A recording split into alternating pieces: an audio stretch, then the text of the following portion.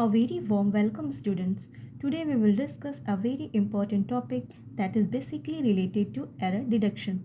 The name of the topic is Subject Verb Concord. So, what is it and where do we use it and what are the rules related to this topic that all we are going to cover up. Before we start the topic, first we should know the meaning of subject verb concord. Subject is a noun or pronoun that tells us what the sentence talks about. It may be singular or plural. And verb represent the action in the sentence. Concord means agreement or harmony. So, what is subject verb concord? Here, subject agrees to the verb and the verb agrees to the subject. That means whichever subject we use, the verb will be used according to it. Otherwise, the sentence will not sound right. So, we can define it like this. Subject verb concord refers to the agreement of the subject and the verb. Thus, if a subject is singular, its verb must also be singular. If a subject is plural, its verb must also be plural. Now, we will discuss the rules of subject verb concord. If we start the rule, the first rule says if we have two nouns joined by conjunction and, we should use plural verb. For example, Mumbai and Delhi are big cities. Here, Mumbai is first noun and Delhi is second noun, and both the nouns are joined by conjunction and. That's why the sentence takes plural verb are. Next example, Ram and Shyam are best friends. Here, Ram is first noun and Shyam is second noun, and both the nouns are joined by conjunction and. So, the sentence takes plural verb are. But we have an exception to this rule, and the exception says if we have two nouns joined by and but used as a single unit, we should use singular verb. For example, Dal and rice is my staple meal. Here, dal is first noun and rice is second noun, and both the nouns are joined by and. So, if we follow the basic rule that says if two nouns are joined by and, we should use plural verb, then this sentence will be incorrect.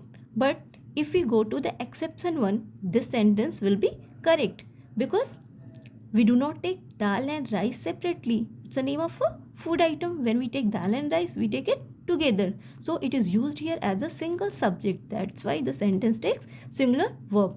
In the same way, slow and steady wins the race. Here, this phrase represents the consistent and diligent process. That means it is also used as a single unit. That's why the sentence takes singular verb wins. Now, second rule says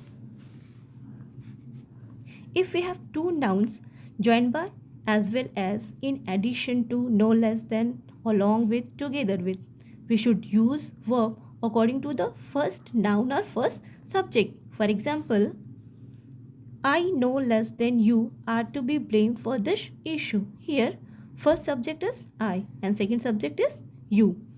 And the rule says we should use verb according to the first subject.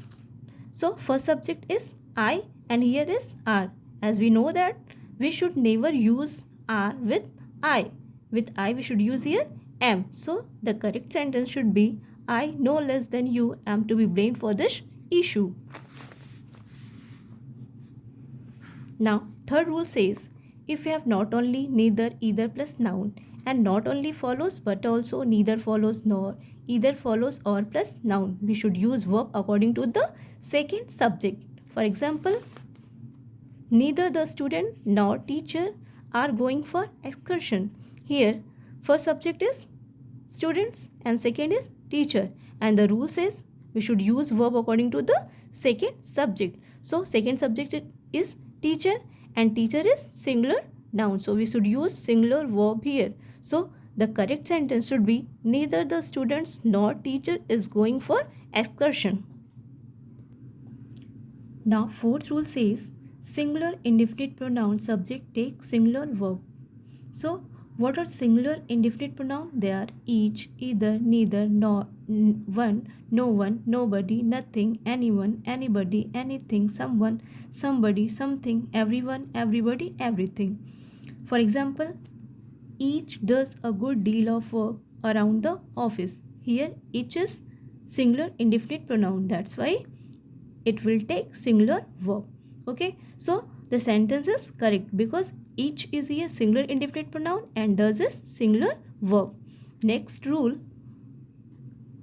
plural indefinite pronoun subject take plural verb. So what are plural indefinite pronoun? They are several, few, both, many. For example, both do a good deal of work around the office. Here both is plural indefinite pronoun and do is plural verb. So this sentence is also correct. Now next rule says some indefinite pronoun may be either singular or plural. With uncountable use singular, with countable use plural. So what are indefinite pronoun that can be used as singular or plural? They are some, any, none, all, most. For example, some of the sugar is on the floor.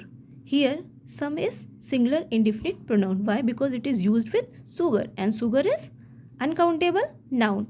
So the rule says with uncountable use singular. So the use of is here correct. Next example, some of the marbles are on the floor. Here some is used as plural indefinite pronoun. Why? Because marbles are countable noun. We can count it. So the rule says with countable use plural. So this sentence is also correct. Some of the marbles are on the floor. Now seventh rule says if we have plural noun used as a single subject, we should use singular verb. For example, 5 million rupees is a huge amount. Here is. Why? Because we are treating 5 million rupees as a huge amount.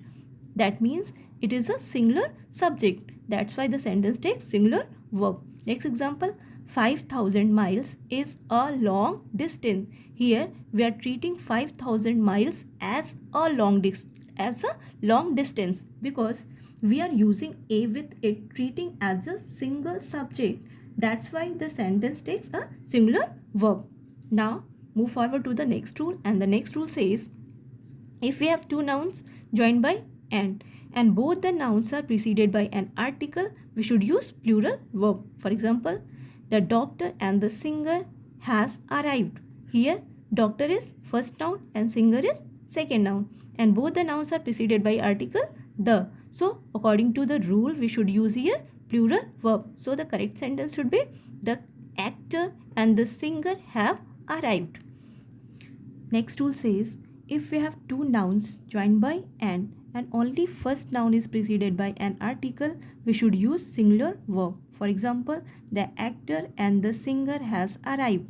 Here the actor is first noun and singer is second noun, but only the first noun is preceded by an article, so we should use here singular verb. So the actor and singer has arrived. This sentence is correct. Next rule says with many a, we should use singular verb. With a great many, we should use plural verb. For example, many a soldiers have met his death on the battlefield. Here with many a, we should use singular verb, and the article a also indicates that we should write here soldier, not soldiers, and the rule says we should use here singular verb. So the correct sentence should be many a soldier has met his death on the battlefield. Next, a great many people were present at the meeting. Rule says with a great many we should use plural verb. So a great many people were present at the meeting. This sentence is correct. Now next rule says with unfulfilled condition we should use plural verb. So what are the words that express unfulfilled condition? They are if, as if, as though, even, wish. For example, she behaves as if she were my boss. Here the word as if express unfulfilled condition. So according to the rule we should use here plural verb. So she behaves as if she were my boss. This sentence is also correct. Now next rule we will discuss in the next video. Thank you.